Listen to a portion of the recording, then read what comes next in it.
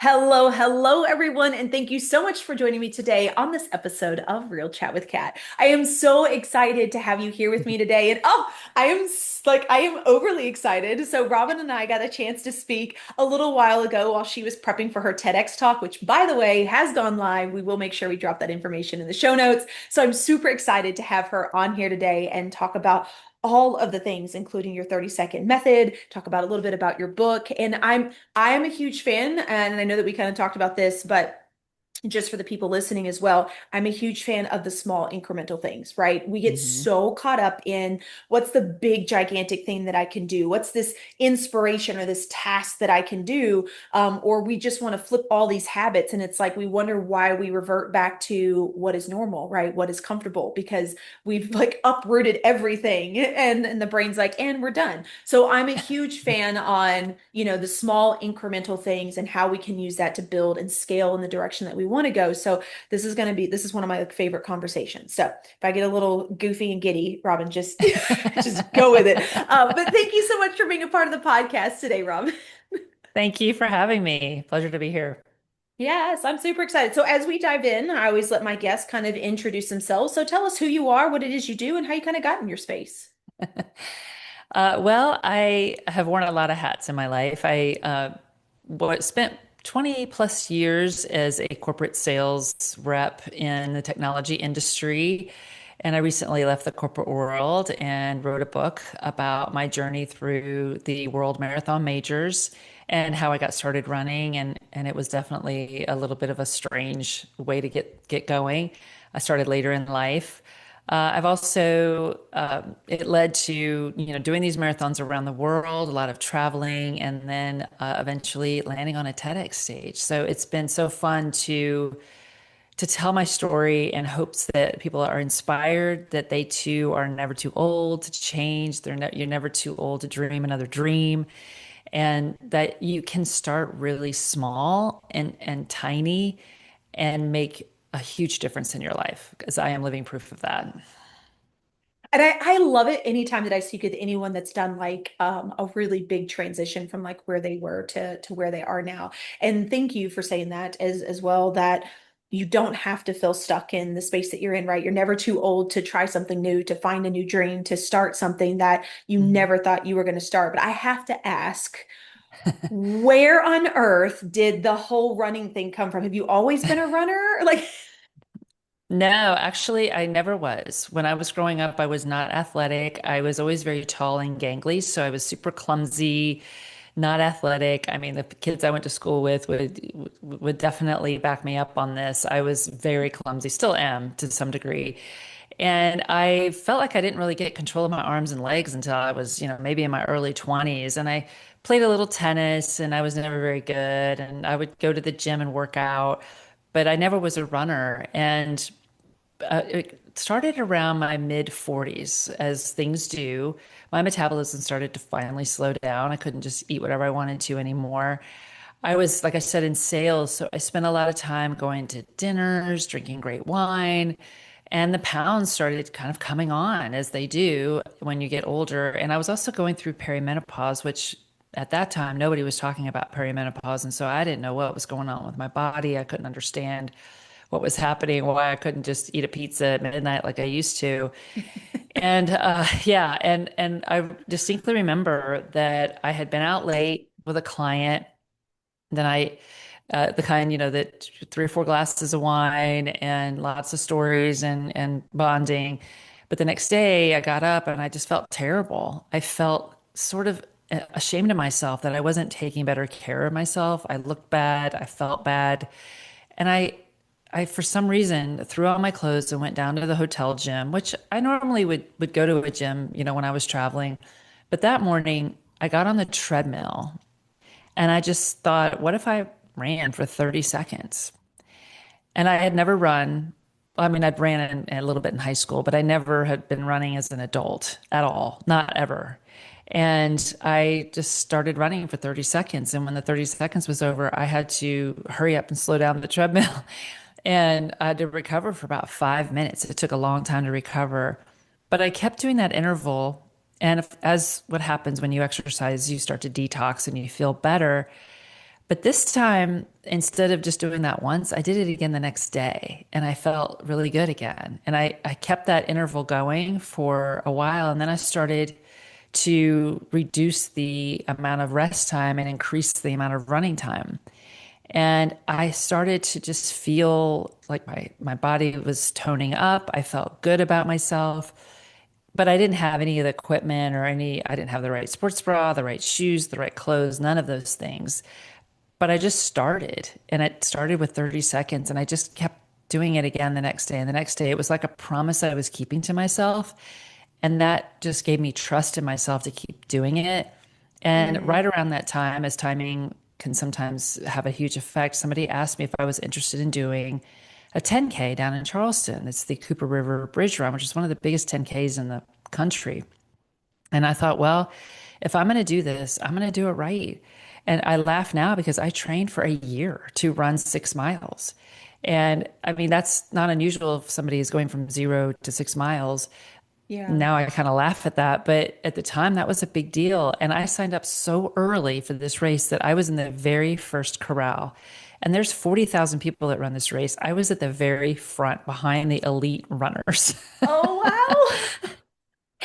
And I went up and over that bridge and I actually ran pretty quick. And I was so hooked. I was running through the streets of downtown Charleston and people are screaming and yelling and cheering for me that I didn't even know.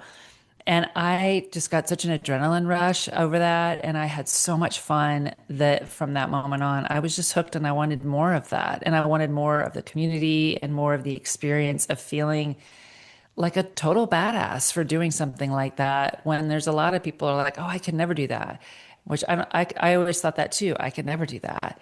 But if Hmm. you put your mind to it and you train for it, then you actually can do that. And it was so fun. And I still have such fond memories of that race and love that race. So, That's so cool. I love that because I did some running in high school, but I was like 100-meter hurdles because I was mm, always in softball. So we were very like we were sprinty, and that was always the thing of mine was like there's no way I can run like people do. And my oldest son, when he was in high school, actually ran cross country, and I was like, ah, "Go you!" Because mom's not doing that. But I've started feeling that too, where it's like. I think that you get to a point where you not only like do you know like oh I'm probably not at my best, but for me I would say that it's you get to a point where you just like you want to be healthy, right? Like it doesn't mhm. even have much to do with like how you look and the jeans that you're going to fit in and stuff. You just want to feel healthy, right? To wake up in the morning and not feel exhausted or fatigued because of late nights or because of the way that you're eating and stuff like that. And I think it's interesting to kind of see that transition with a lot of people that I've talked about that are kind of around the same age range as us. And so funny because I was literally in Charleston last week for the first time. It was so pretty. So I can only imagine where you were running in Yes. that. Oh, so But I don't think it's just about running or exercise. Yeah, I think it also bleeds into other parts of your life. I had mhm. always been interested in writing and writing a book, and I would always say, oh, I'm going to write a book one day. But I never sat down and actually wrote a sentence. And you can't write a book without writing a sentence. So it's a very small step, but you have to Yeah. take that step. And so I think if whether it's exercise, whether it's writing, whether it's something in your career or something artistic you want to do, it all starts with a small, tiny little step. And Hmm. if you don't take that step, then you can never achieve really what you want to do. And if you're waiting to feel ready or until you're more qualified or until the timing is perfect, you're going to be waiting a long time. You just have to start. And it's never going to be pretty at the beginning. And we're not expecting it to be. It doesn't have to be. Nobody even has to know about it. But just keeping those promises to yourself, I think, is so key because Hmm. nobody's watching you, right? You're the only one that knows whether or not you're keeping those promises to yourself. And once you do, you start to trust yourself more, and then you're building that confidence and that momentum, and then it just starts to grow.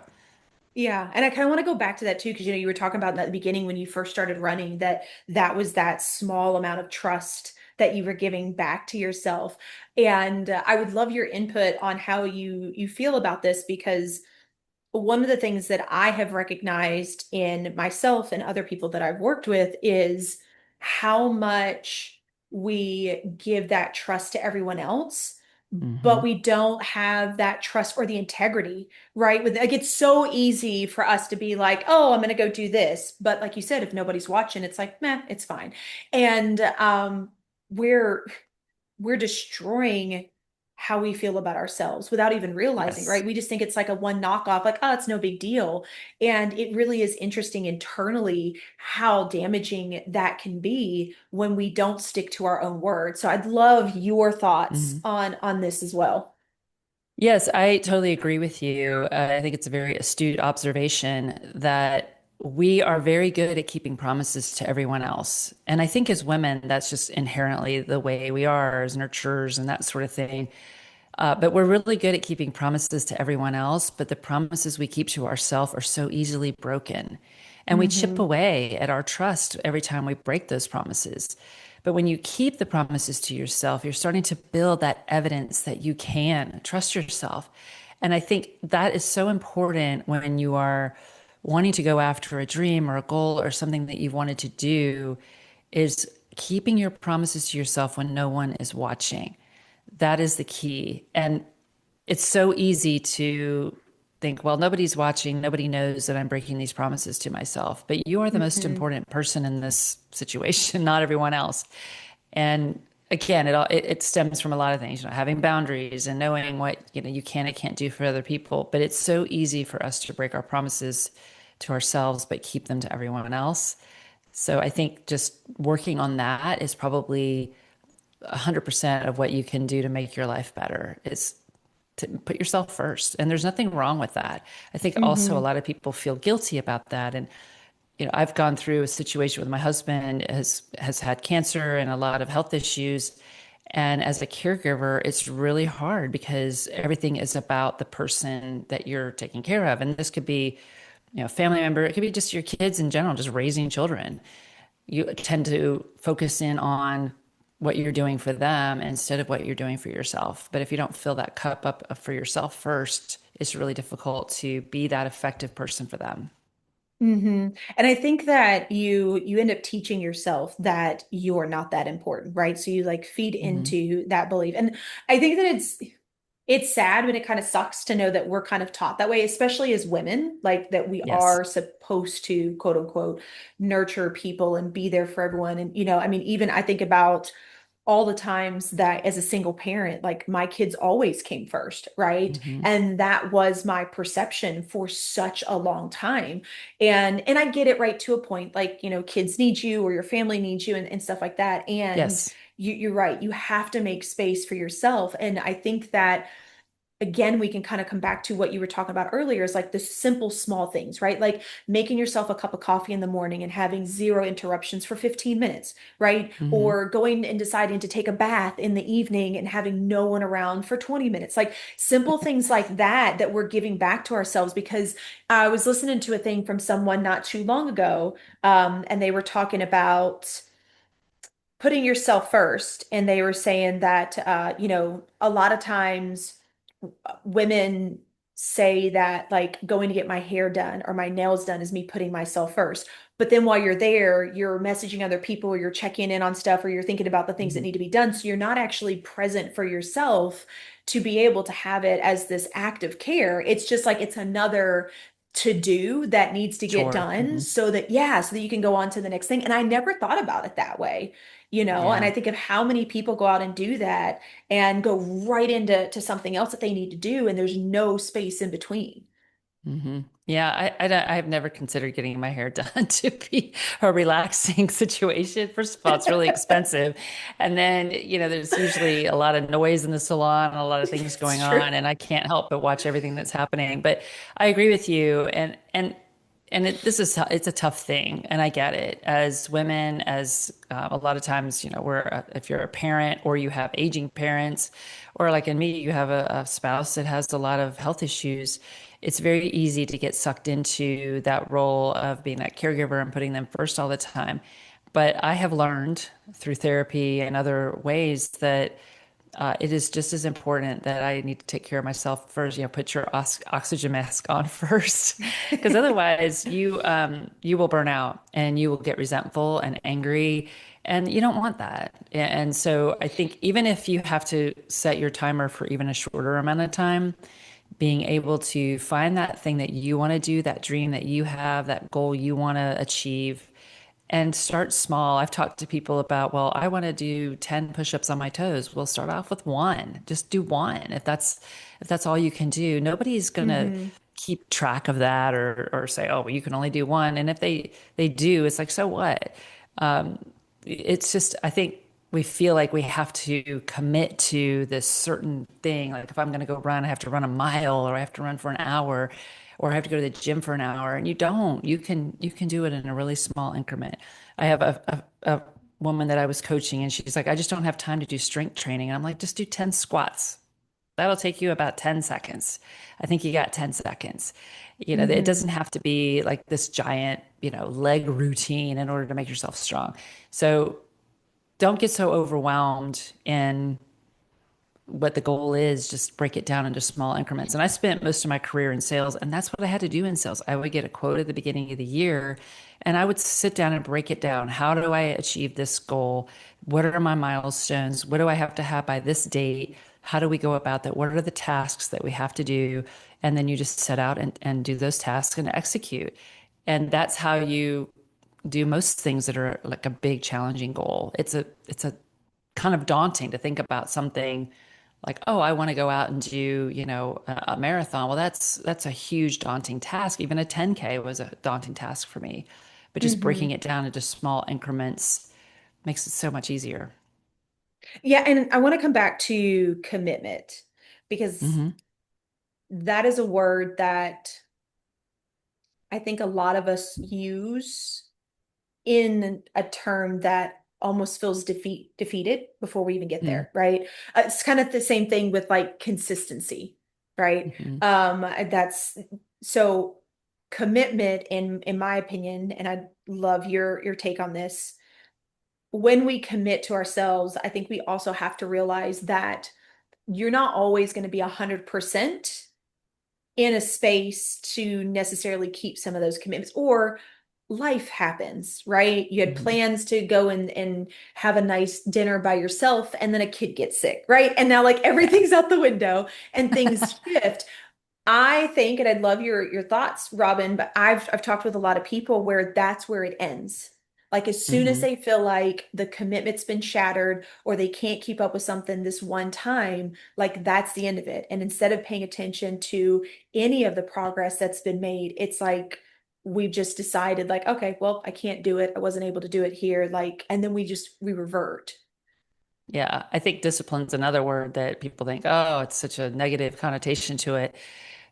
But discipline isn't meant to be hard on yourself. It's, I think, becoming whatever it is that your goal is or your dream is. So for instance, when I decided I wanted to do these races and run these marathons, I took on the identity of a runner. I am a runner, so therefore I run. And if I didn't get a run in today, well, I'll get one in maybe tonight or tomorrow. I don't beat myself up for it because this is who I am. This is my identity. And Mm, building your identity around what it is that you're doing. Like if I am deciding to write a book, then I'm a writer. If I decided I want to take up knitting, then I'm a knitter. These are things that all help you build your discipline. And if you can't do something because something's gotten in the way, then it's not such a failure, right? It's not like, oh, I'm a hmm. failure, therefore I can't do this. No, it's I'm a runner, things pop up. I couldn't run today, but I'm going to get it in tomorrow because that is who I am. That is my identity. And building that identity is really key. And I think also having a community around you to help build that identity really is kind of the magic. If you have Hmm. a community that whether they are people in your workplace, they're people in your personal life, there's a club or a group or it's just your tribe, whatever your tribe is, and you'll find it because there's everybody out there is doing something together. It keeps you going. It keeps you in the groove. It keeps you accountable. and you don't really have to rely on your motivation as much. And you also, if you don't make it to a run or to a workout or something, you've got somebody saying, "Hey, I didn't see you this morning. Hope to see you tomorrow. We got to get Hmm. this in." And it helps to keep you going and keep you in the game. And all of a sudden, the fact that you didn't run today, well, that's okay. And I had this exact experience the other day. I swim a lot here locally, and I was swimming and my goggles were leaking really, really bad. And I got really irritated and just got out. And I didn't swim very far. And usually I swim a lot further than that. And I was telling one of my buddies that was there, I was like, yeah, I'm so lame. I only swam like 900 yards. And he's like, well, you're out here. You got up at 5 o'clock in the morning and you drove over here and you got in the water and you swam. And I was like, you're right. I did. I did do that. And even though I didn't swim very far because I was having issues with my equipment, I still did it. It's not a failure because I didn't go 2,000 yards. I got up Hmm. and I did it. And I should be happy that I did. And I completely changed my attitude. I need to practice what I preach sometimes. And I think that's true in a lot of different things. People think, well, I didn't do enough, or I Yeah. didn't do it today. Well, that's okay. Bring in the community that you have, those people in your envelope that are going to help keep you accountable and have them say, hey, you didn't make it today, but we'll help you get there tomorrow. And that is, don't go this alone. It's the magic of having those people in your envelope that keep you going. Absolutely. And I want to go back. I want to go back to a word that you mentioned earlier, which is motivation. I know you got some things to Yes. say on this, so I want to hear your opinion. I mean, I have heard so many people, and this includes myself as well, right? Where I'm like, I just don't feel motivated, right? Or I'm not motivated to do that. Like again, the language that we use sometimes ends up becoming more defeating than the actual thing that we need to do ourselves. So how do you feel about the word motivation, Robin? Well, I think we've been taught that motivation is supposed to come first. Mm, And my feeling is, and my belief is, it's the opposite. If you are going to wait to feel motivated, you're going to spend a lot of time waiting. And really, every meaningful thing you've ever done or happened, motivation kind of follows after the fact, right? So, say for instance, you start cleaning out your junk drawer. Well, when you first start, you're not super motivated because it's a pain, right? But then once you get going, next thing you know, I mean, you're full on engaged in this activity, and it is going to get organized. Come, heck or high water, it's happening. So I think motivation is something that we say things like, "Oh, I'm not motivated," or "I can't get motivated to do this or that." Well, if you're waiting for that, you're never going to do it. You have to just start. And that's why in my TEDx, I call it motivation is a liar. It's a feeling, and feelings fluctuate. And if you're going to wait on that, you're wasting your time, and years will go by and you won't do what you are setting out to do. Now, if you try to do whatever it is, the activity that it is that you are thinking you want to do, and you can't stick with it, or it's just not something that is keeping your interest, then maybe that's not for you. I think a mhm. lot of people think, well, I'm a failure because I can't stick to this. Well, maybe it's just not what do you really want to do that? Are you doing that because somebody else thinks you should do that, or you think that somebody else would be impressed if you did that? Maybe really think that through. And is that really what your dream is or what your goal is? Because if you can't stick to it, chances are it's not really for you. That is such a powerful thing as well. And I have fallen victim to that so many times where it's like I feel like I was taught or I inherited kind of this belief of like if you start something, you're supposed to finish it, Hmm. right? And then we get ourselves in this space where we don't even want to do it. So now it's even harder to try to continue. And instead Correct. of us saying like, okay, well, maybe it just doesn't align, we completely beat ourselves up. And I've done that so many times. It's something that I've really had to learn to pay attention to. And I was having a conversation with a friend of mine not too long ago who she's in real estate and she's done wonderful. She decided to be a broker and try that out. And we were talking about it, and she's like, I hate that we're selling the office and we're going back to a brokerage. And I was like, well, why? And she's like, well, I feel like I didn't complete it. And I was like, but you were a broker and you did it for, 2 years. And she was like, yeah. And I was like, okay. So maybe that was your journey of being a part of that. Doesn't mean it needs to be the rest of your life. that Hmm. was what you did. You did it. You were able to say that you did it. Now you're pivoting to something else. And again, something that I have to constantly remind myself as well, because it's so easy for us to get stuck in, well, I didn't complete the task, right? Or I Yes. didn't do it as long as other people have done it. So therefore, I am it, it is a failure, or, it's not complete, or I'm not going to be able to do something else, kind of a thing. I am so guilty of this too. I am probably my husband tells me all the time, I have so much FOMO. I always want to do what everyone else is doing. And I had the same experience when I decided to try triathlon. I have all these friends doing triathlon. I'm like, oh, it must be so much fun. Everybody seems to love doing this. And I did 4 triathlons. And every time I did them, I got so stressed out and so just a lot of angst. I wasn't having fun. And then I Mm, realized that I don't really want to do that. I love biking and swimming and running, but I don't want to do them in a race all together where I have to deal with taking stuff on and putting stuff off, taking stuff off, putting stuff on, and just like this whole like rush, rush, rush mentality. So you thought, I don't have to do that. I did probably more than I really wanted to. And then I just stopped and said, I can just do all the things, but just not race and have that experience and be all stressed out. It wasn't helping me. It wasn't helping my psyche. hmm And I think a lot of times I get caught up in the FOMO. Oh, well, everybody else is doing this, so I'm going to go do it too. And as I get older, I think, and wiser, I started to think I don't have to do those things. I have a bunch of friends that are doing a trail race in a couple of weeks, and I kind of have a little bit of FOMO, wishing I was going with them. But I also have done that race before, and I didn't really have that much fun doing it. So I'm kind of glad that I had the maturity to say I love you guys, but I don't really want to do that. So hmm it's hard. It's hard. The FOMO is real for me. It's I real for so me. agree with that. it is, especially when you have people tell you like how much they enjoyed it or how great it Uh-huh. was or what you missed out on. Like Yes. yeah, definitely. But I think that, like you said, the older that you get and things, like if you can decide who you are and what works best for you, right? Then I think that it makes it a little easier to be able to be like, it's okay that I didn't, right? Hmm. Because I'm the same way. Like I want to do all the things and attend all the stuff that my friends are, and then I'm like, I really don't Hmm. need to do like that. There's no goal to it. It's not getting me anywhere. It's just because it seems cool. And not saying that you can't do cool things just to do cool things. It's not what we're saying. But I think long term, right, you really have to be aware of like where are you putting your effort? What is bringing you Yeah. joy?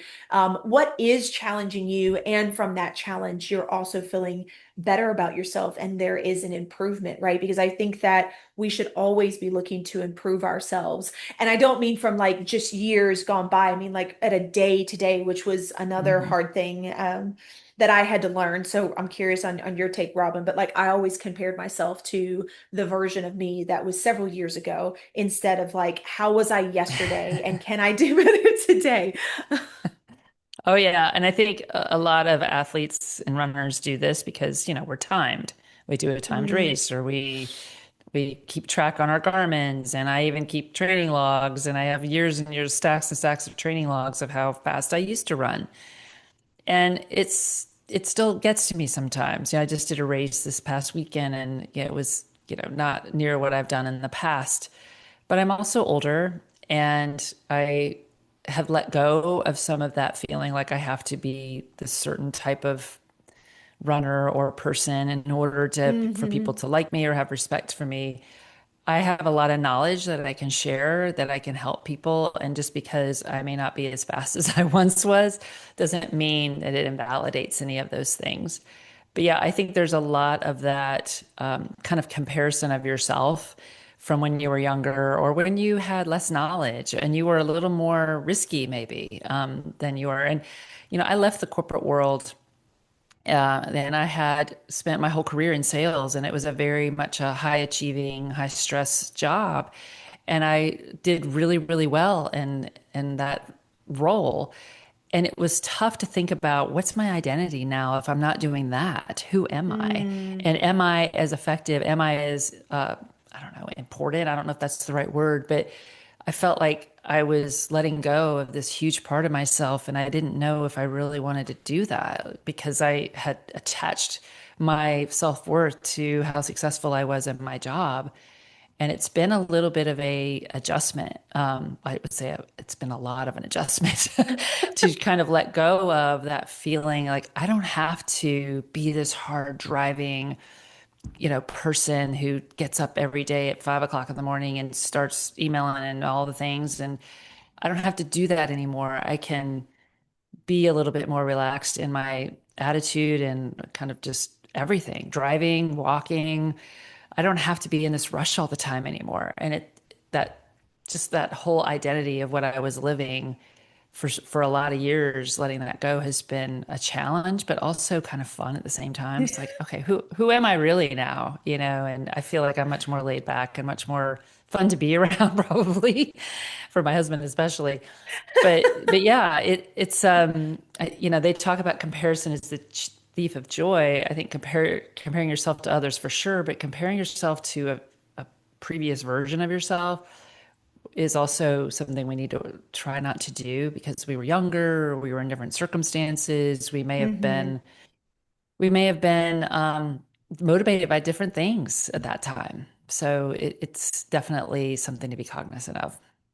Yeah, absolutely. And I think I agree with you getting out of like that hustle culture because I mean, my Mm. background was in the medical field and it was Oh constant, yeah. right? And you didn't slow down. And to this day, sometimes I have to really think about when I have slower days and remember that I enjoy that and I don't Mhm. miss, being so busy. And just doing all the things, and again, right, like you said, different age and stuff like that. Like I don't need to be like that like I was before. I'm also not in survival mode, so I don't have to push Mhm. in that. But it really is a big adjustment. I agree with you when it comes to stuff like that, which leads into all the new things that we want to do and we are doing. And I want to talk a little bit about your book as well. Okay.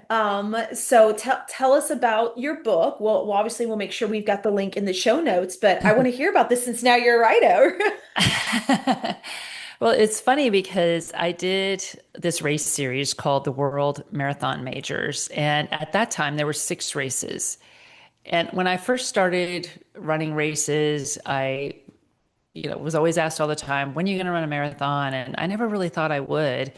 But I got asked enough times, I started thinking about it. And I was coming up on my 50th birthday, and I decided that I wanted to run a marathon for my 50th birthday. And I really wanted to run the London Marathon, and I had no idea about how to apply or how to get in. And now I know how difficult it is to get into this race. It has now become a 2-day event because it's so many people want to run the London Marathon. Oh, And I wow. got lucky and got in through a lottery system, and I went and ran the marathon, and it was just so much fun. I had an amazing experience, incredible time. And while I was training for the London Marathon, so one of my training partners was running the world majors, and she was telling me about them. And I thought, well, that is such a cool goal to have, to be able to run all these world majors all around the world. I mean, Yeah. there's 3 in the US, but there's, one in Japan, one in Germany, one in London. So I thought that is such a cool goal to have. And I decided I wanted to do that as well. So I embarked on this journey. And what I didn't know was how many crazy things were going to happen. So when I went to run Berlin, we were having a major hurricane hitting our town, Hurricane Florence, and it was a category 5 hitting straight for us. And I had to leave my dogs and my parents and fly to Germany. And I was really stressed out the whole time because we didn't know if we were going to have a town to come home to. Hmm. Then we had the pandemic happen when I was training. I trained for Boston 3 times. That I did a virtual Boston race, and I did it out west, and there was a wildfire, and the air quality was so bad you couldn't even Oh see my the sky, the gosh. sun, nothing. And then when I went to run Tokyo, we had an earthquake that morning. It was Oh my just, goodness. there were so many crazy things. And my husband got cancer during this time. There was so many crazy things that happened that went, but the one thing that I just kept sticking to through all of this strife and all of these things happening was I just kept that goal in my mind of what I wanted to do, that I wanted to reach this goal no matter how long it took. I was going to get there. And when I ran my last race in Tokyo in 2024, it was an amazing feeling to have think about my friend and running partner Mike has told me think about every 5 miles each race and what you went through, and I did. Every for 5 miles I would think about the London Marathon and all the training leading up to it and all the things that happened, and then I thought about the Chicago Marathon for the next 5 miles, and it really brought a lot of things into perspective. By the time I finished, I just realized that it was a huge accomplishment. There's people that have run a lot more marathons and ultra marathons and stuff like that, and but for me, it was a major accomplishment to stick to this through all of the obstacles that had been thrown up in my way. And so, long story short, how the book came about was I felt like I had a story arc here of the girl who never was athletic, who was really clumsy in school, who never really thought that she could do anything like this, started running, started becoming this marathoner, started running marathons around the world and culminated with getting this amazing 6-star medal, becoming one of the it's not a very big group of people that have done this. It's still a pretty small group, especially of women. And being a part of this group of people that have actually done this, and then going on to then run an ultra marathon after that, right after that. Oh my So goodness. it just, yeah. So I felt like I had a story arc here that just really went from, the girl who couldn't do anything to the girl who may not be the fastest runner in the group, but had the heart to complete the goal that she set out for. And I hoped it would inspire other people to realize that you don't have to be fast, you don't have to be this athletic person, because I really struggle with being athletic. I have to work really, really hard at it. I have to work out at the gym a lot. I have to really work at being athletic. And I'm not naturally gifted in any way whatsoever. So there's a lot of books out there about really fast runners who run, incredibly fast races, or there's a lot of books about people who run incredibly far, like hundreds of miles, Oh and they wow. overcome all these things. And there really wasn't a book out there about just an average runner doing average running things, but still achieving amazing results. So I hope to kind of fill that void. Oh, I love that. I think that's wonderful too, because again, we kind of go back to that comparison, right? We're always looking to people that are at one side of the spectrum or the Mhm. other.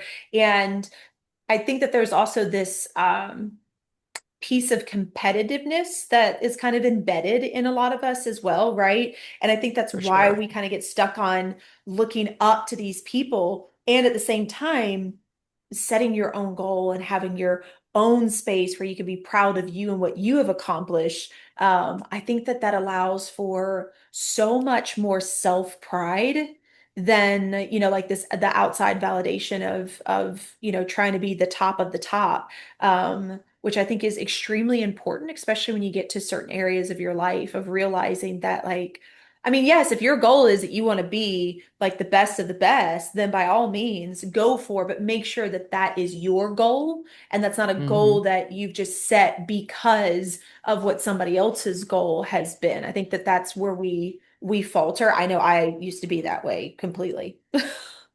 Yeah, I think also the book isn't, for me, it's not just about running and about achieving that. It's also about just you can be someone who has no experience doing something and figure it out, immerse yourself in it, and start educating yourself, getting around people that are doing that. And you can do those things without being this expert or this Olympian or whatever it is. I mean, I have a ton of respect for the people in the running community that have done amazing things, and I am a huge fan. But there's also a vast majority of us who are just your average runner out there who's having fun and enjoying it, but also wants to do cool things and have fun results too. And so that's the majority of us. We're not all going to be Olympians. We're not all going to be, like you said, I mean, if that's what you want to do, go for it.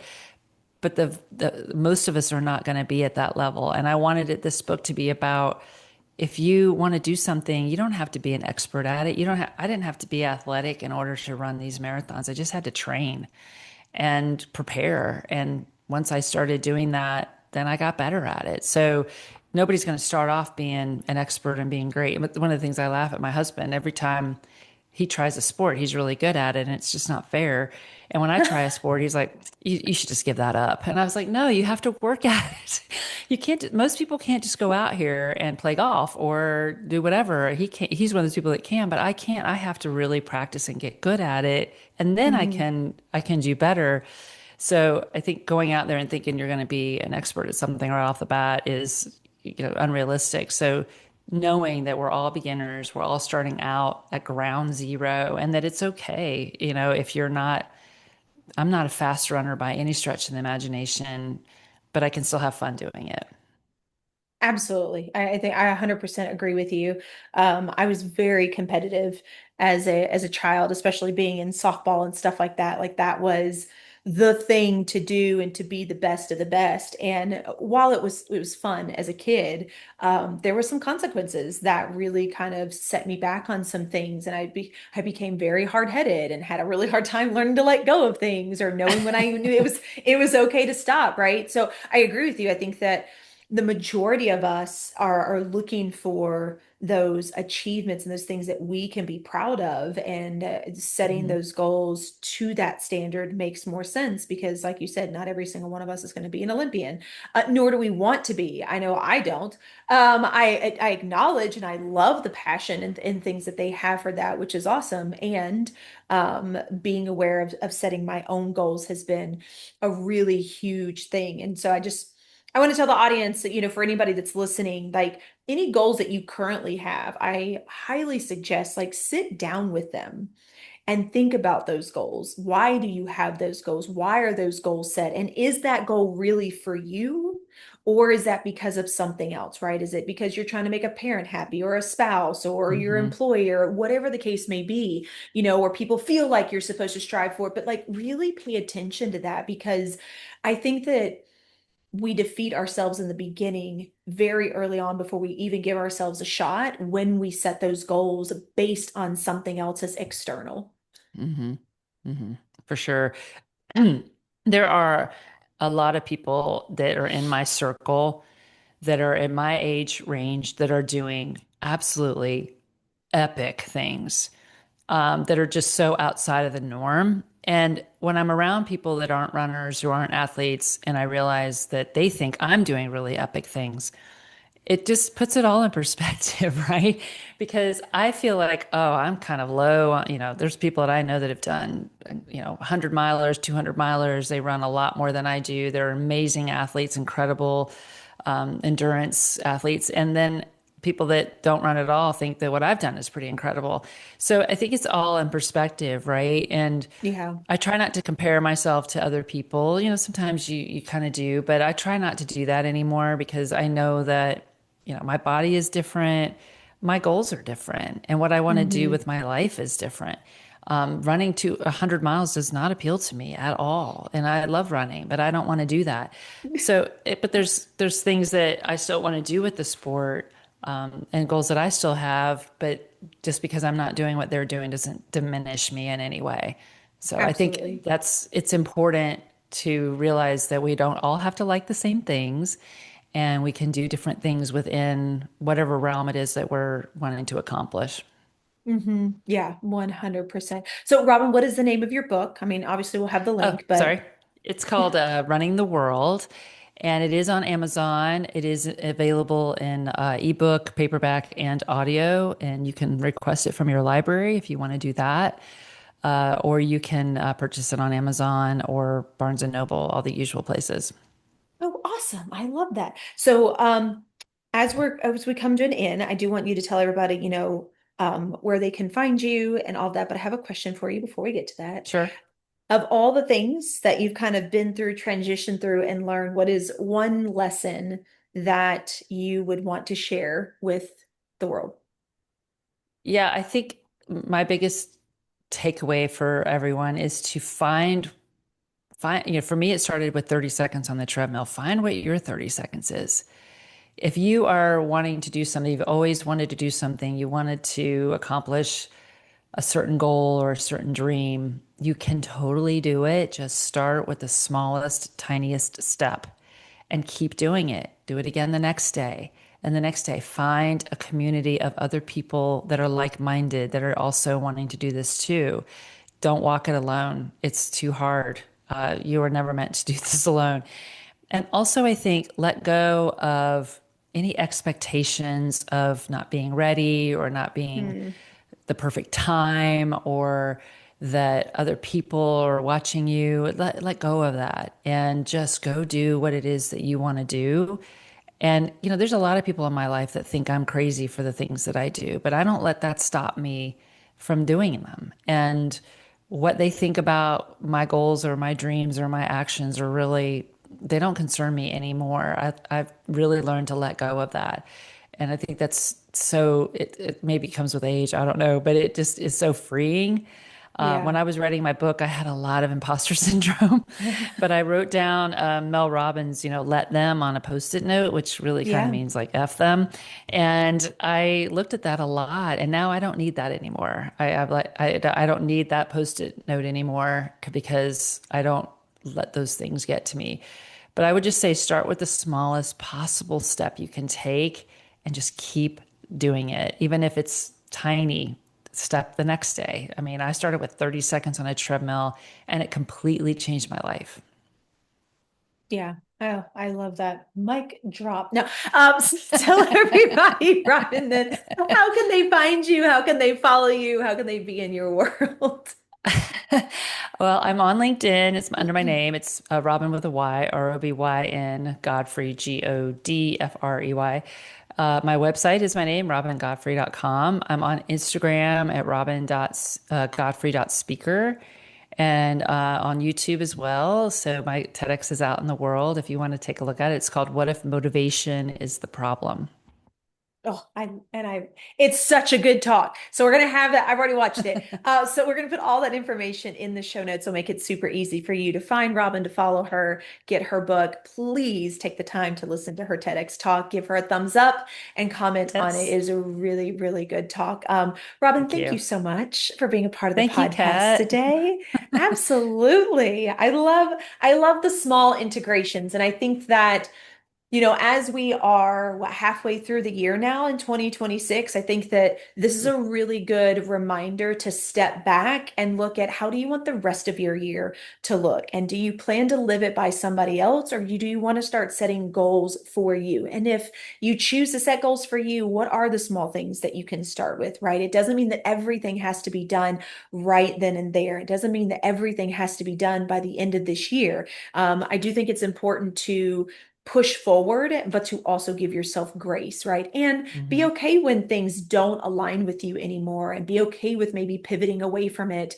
Again, hard lesson for me to learn is being able to let go of stuff when you haven't reached what everyone else considers the finish line and know that you took it Correct. in a direction that worked best for you, but it's okay if things shift. I think that we need to remind ourselves of that on a regular basis. So, Robin, again, thank you so much for being a part of Thank the you. podcast today. To everybody else out there, I hope you got some wonderful takeaways and nuggets. Again, please be sure to watch Robin's TEDx talk as well and follow her. Until next time, do one thing positive for someone each and every day and see the difference it makes in your life.